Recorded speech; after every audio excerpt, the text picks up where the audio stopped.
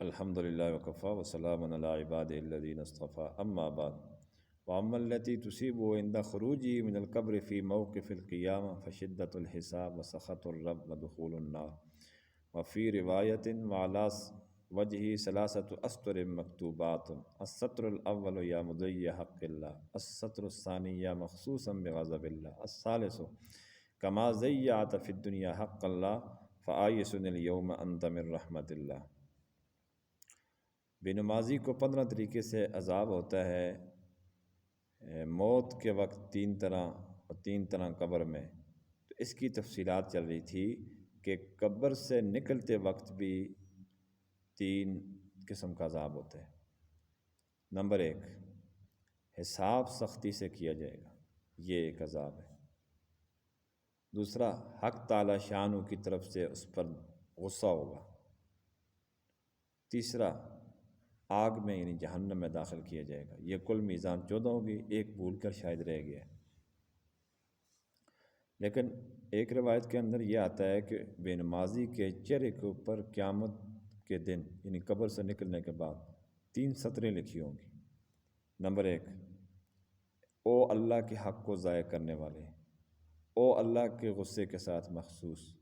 اور پھر اس سے کہا جائے گا کہ جیسا کہ تو نے دنیا میں اللہ کے حق کو ضائع کیا ہے یعنی نماز کو، آج تو بھی اللہ کی رحمت سے مایوس ہے۔ ایک حدیث کے اندر یہ آتا ہے، یہ ایک اور روایت ہے، اس میں فرمایا گیا ہے کہ نبی علیہ السلام نے ارشاد فرمایا کہ جو بندہ نماز کی پابندی کرتا ہے تو یہ نماز قیامت کے دن اس کے لیے نور ہوگی، حساب کتاب پیش آتے وقت حجت ہوگی۔ اور جو بندہ نماز کو چھوڑتا ہے، نماز کی پابندی نہیں کرتا، نماز کی پرواہ نہیں کرتا، نماز نہیں پڑھتا، یعنی اس کا حشر فرعون، حامان، قارون، امیہ بن خلف کے ساتھ ہوگا، یعنی بڑے بڑے کافر گزرے، بڑے بڑے سردار، متکبر، غیر مسلم، تو بے نمازی کا حشر ان کے ساتھ ہوگا، یعنی بے نمازی کو ان کے ساتھ حشر کر کے ان کے ساتھ عذاب دیا جائے گا۔ ایک حدیث میں یہ آتا ہے، من ترک الصلاۃ عمدا فقد کفر، جس نے جان بوجھ کر نماز چھوڑی اس نے کفر کیا۔ اور اسی طرح سورۃ الروم کے اندر، قرآن مجید کے اندر آتا ہے، اقیم الصلاۃ ولا تکونوا من المشرکین، نماز قائم کرو، نماز کی پابندی کرو، نماز کا اہتمام کرو، ولا تکونوا من المشرکین، مشرکین میں سے نہ ہو جاؤ۔ کیا مطلب؟ یعنی جو کافر لوگ ہیں وہ نماز نہیں پڑھتے، ان کے ساتھ نہ ہو جاؤ، ان کی طرح نہ ہو جاؤ، یعنی ایک قسم کی وعید ہے۔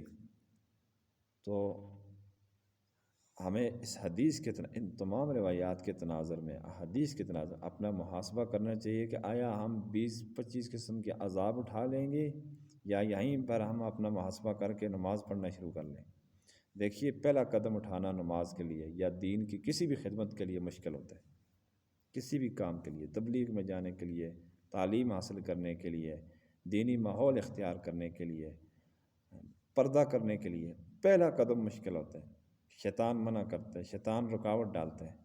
اس کے بعد جو ہے، جب بندہ ہمت کے ساتھ اٹھ کر نماز کے لیے، وضو کے لیے چل پڑتا ہے، اللہ تبارک و تعالیٰ کی نصرت فوراً آ جاتی ہے، سارے کام آسان ہو جاتے ہیں، وضو بھی آسان ہو جاتے ہیں، نماز میں شامل ہونا، نماز پڑھنا، نماز کو مکمل کرنا، یہ اس کے لیے انتہائی آسان ہو جاتا ہے۔ اللہ تبارک و تعالیٰ ہم سب کو اس حدیث کے تناظر میں اپنا محاسبہ کر کے اپنی نمازوں کی پابندی کی توفیق عطا فرمائے۔ وآخر دعوانا الحمدللہ رب العالمین۔